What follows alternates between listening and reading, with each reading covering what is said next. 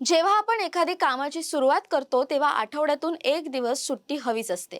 पण तुम्हाला कोणी सांगितलं की महाराष्ट्रातील एका भागात काही तरुणांनी सलग 2543 दिवस म्हणजेच तब्बल 7 वर्ष एकही सुट्टी न घेता रोज 4 तास कठोर श्रमदान केलंय, तर तुमचा विश्वास बसेल का? हो, हे अजिबात खोटं नाहीये.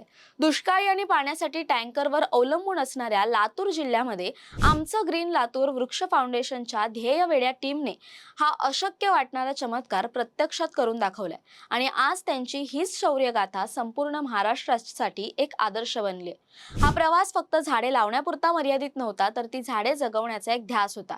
या 7 वर्षांच्या अखंड प्रवासात ऊन असो, वारा असो, मुसळधार पाऊस असो किंवा सण उत्सव, या तरुणांनी आपल्या कामात एक दिवसाचाही खंड पडू दिला नाही.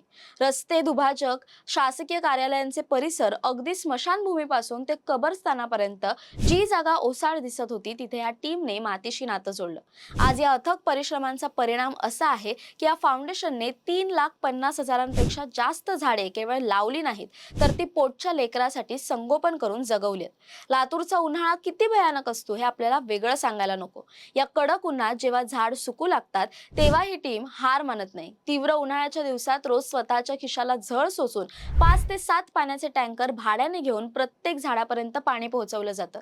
अगदी आजच्या कडक उन्हातही जिल्हा परिषद समोरील सिमेंट कुंड्या आणि टँकर पॉइंट परिसरातील झाडांना पाणी देऊन त्यांनी आपलं कर्तव्य चोख बजावलंय आणि निसर्गानेही त्यांच्या या कष्टाची पावती दिली आहे. आज या अवाढव्य वृक्षारोपणामुळे लातूर शहराचं तापमान इतर शेजारच्या शहरांपेक्षा 3 अंशाने कमी नोंदवलं जाते. हा या हिरव्या क्रांतीचा सर्वात मोठा विजय आहे.